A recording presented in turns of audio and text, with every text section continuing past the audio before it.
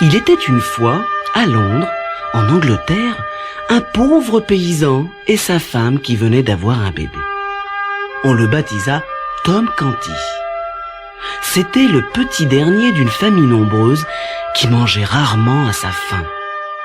La maison était une cabane sans confort et l'on coucha le nouveau-né sur un tas de paille recouvert d'un tissu grossier. Le même jour, dans les beaux quartiers de Londres, naquit un prince, fils du roi et de la reine d'Angleterre. On le baptisa Édouard et on le coucha dans des draps de soie, dans un berceau en or. Des fanfares et des coups de canon annoncèrent sa naissance. « Vive le prince! Vive le nouveau-né !» cria la foule amassée devant les portes du palais. En revanche, lorsque le papa de Tom annonça la naissance de son fils à ses voisins, ceux-ci soupirèrent. « Le vieux Canty a encore eu un fils. On se demande comment il va le nourrir. » Bien que Tom fût pauvre, il était heureux. Il gagnait sa vie en mendiant et n'avait jamais faim.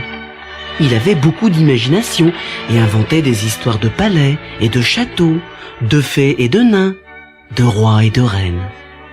Souvent, il s'endormait en rêvant qu'il était prince et vivait dans un grand palais. Un jour, en passant précisément devant les grilles du palais royal, Tom aperçut le prince Édouard qui faisait sa promenade dans la cour avec son petit chien. « Comme c'est curieux, le prince Édouard me ressemble », pensa Tom. En effet, les deux enfants se ressemblaient comme deux gouttes d'eau. Tom s'approcha de la grille pour mieux voir, mais un garde le saisit violemment par le bras en criant « Halte! Ne t'approche pas aussi près des grilles, petit mendiant !»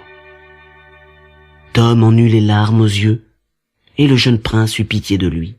« Quelle curieuse manière vous avez de traiter ce pauvre garçon! Ouvrez les portes et laissez-le entrer immédiatement !» ordonna-t-il au garde.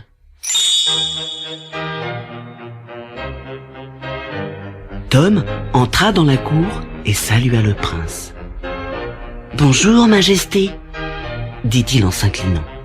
« Tu as l'air fatigué et affamé, » remarqua le prince. « Viens avec moi. » 6 laquais conduisirent le prince Édouard et Tom Canty dans une pièce magnifique décorée de riches draperies.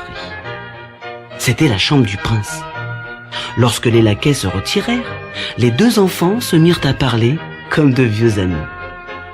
Tom raconta au prince qu'il vivait dans un quartier pauvre de la ville avec ses frères, ses sœurs et ses parents. « J'aimerais beaucoup que tu passes la soirée avec moi, mais si tu rentres tard, ta famille s'inquiétera, » dit le prince. « Oh non, mais si je rentre sans argent, mon père me battra certainement, » répondit Tom. « Ton père te bat ?» s'étonna Édouard. « Mais tu as l'air si fragile. Et qu'en pensent les domestiques ?»« Les domestiques ? Mais Majesté, un pauvre garçon comme moi n'a pas de domestique !» s'esclaffa Tom. « Qui t'aide à te déshabiller alors ?» demanda le prince de plus en plus stupéfait. « Oh, je n'ai pas besoin d'aide. J'ai si peu de vêtements que je peux me déshabiller seul. » Le prince, qui avait une garde-robe bien fournie, s'étonna des réponses de Tom.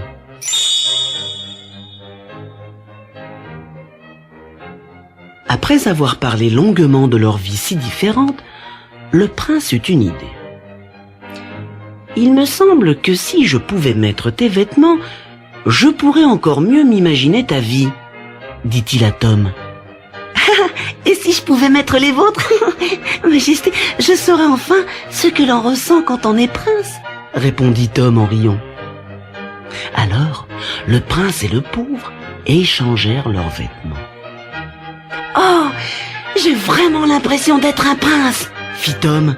« Et moi d'être un pauvre, » fit le prince. Vêtu des vêtements de Tom, le prince Édouard sortit dans la cour du palais et ordonna au garde d'ouvrir les portes.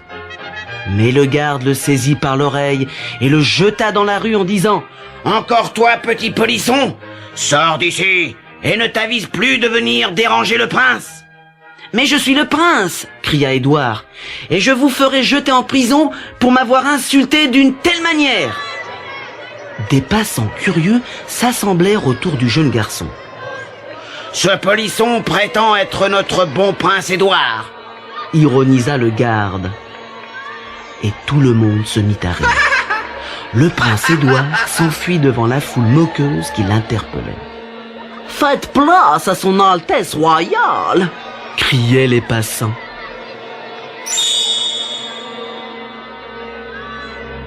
Édouard courut à en perdre haleine sans savoir où il allait. Il se retrouva ainsi dans le quartier le plus pauvre de la ville. Comme les maisons étaient petites et les rues sales. Un homme s'approcha de lui et le saisit par l'oreille. C'était le père de Tom Canty. « Où étais-tu donc passé, chenapan? Allons, tu as assez traîné aujourd'hui, donne-moi l'argent que tu as gagné. »« Ne me touchez pas, citoyen, c'est au prince que vous parlez !» cria Édouard en essayant de se libérer. Le père de Tom crut que le pauvre gosse avait perdu la tête. Plus Édouard tentait de le persuader qu'il n'était pas Tom, plus le père se fâchait. Pendant ce temps-là, au palais, Tom Canty était traité d'une manière princière. Partout où il allait, 6 laquais le suivaient.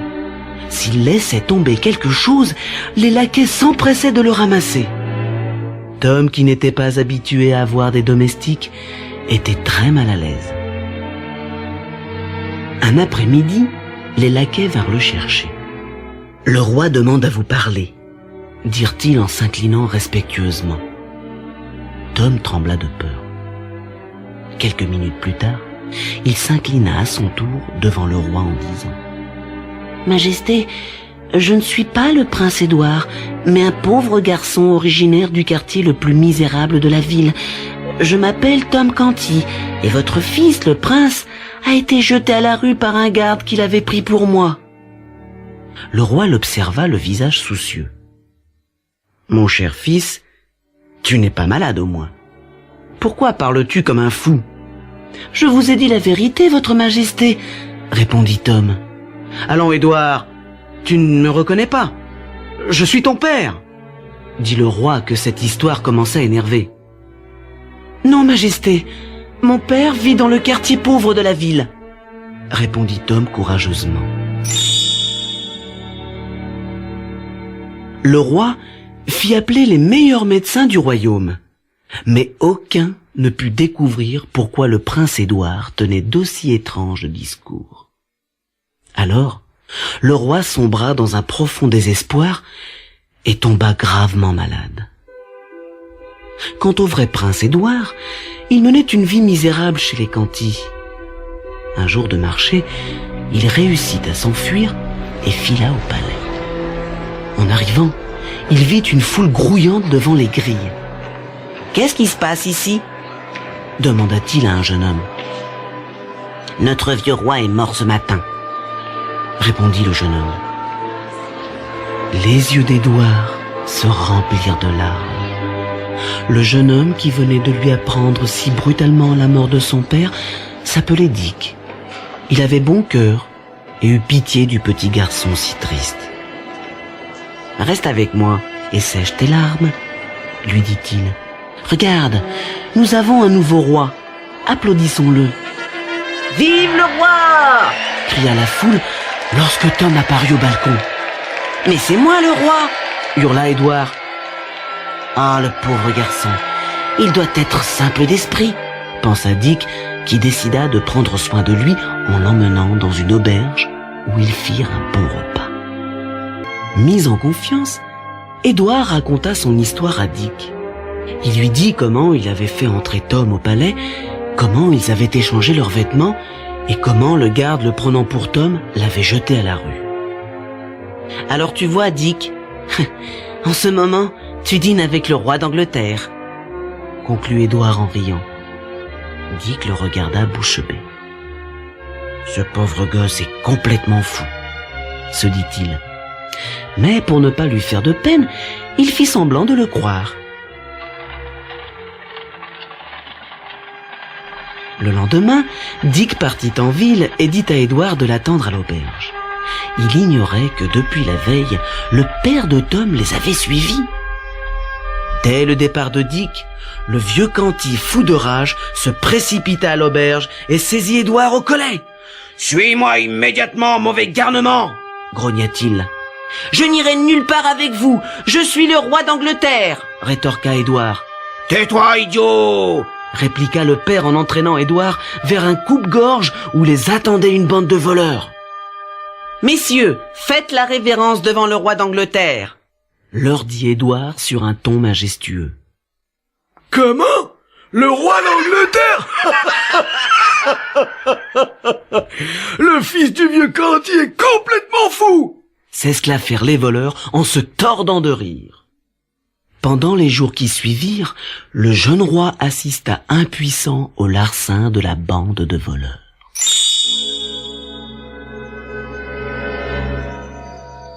Un matin, ils attaquèrent une petite ferme et tentèrent de voler un cochon. Pris en flagrant délit, ils réussirent à s'échapper tous, sauf le pauvre Édouard, que le fermier et sa famille pourchassèrent avec des bâtons. « Arrêtez! Ne me touchez pas, je suis le roi d'Angleterre !» criait Édouard à tue-tête. Heureusement, le hasard voulut que Dick, de retour à l'auberge, passe devant la ferme et soit témoin de la scène. « Laissez ce pauvre garçon en paix! Je me chargerai de le punir moi-même !» dit-il au fermier. Puis il emmena Édouard, bien décidé à ne plus le quitter.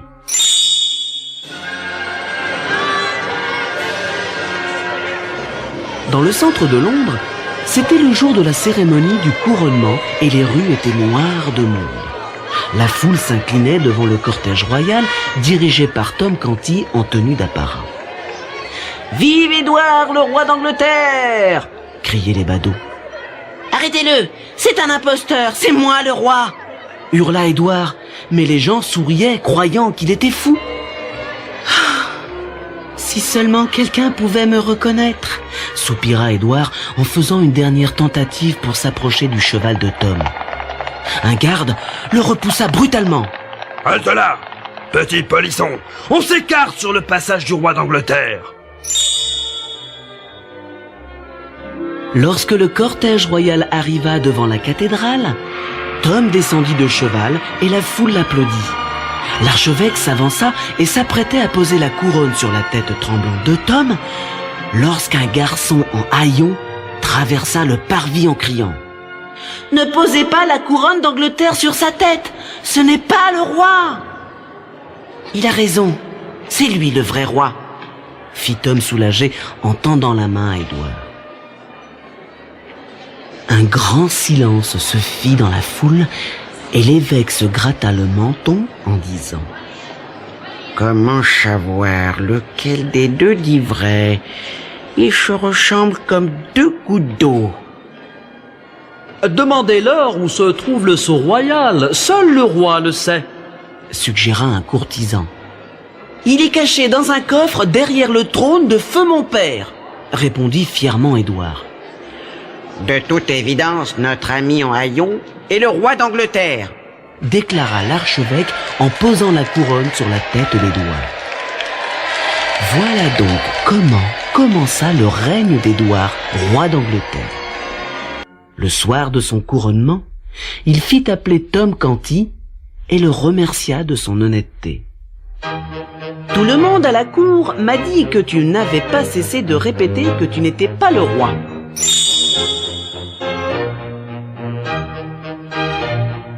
Tu es un ami sincère et fidèle, et grâce à toi, j'ai découvert à quel point la vie est difficile dans les quartiers pauvres de Londres. Désormais, nous ne nous quitterons plus. Après tout, nous sommes frères, puisque nous sommes nés le même jour. Et depuis ce jour-là, on ne vit plus jamais le prince et le pauvre l'un sans l'autre.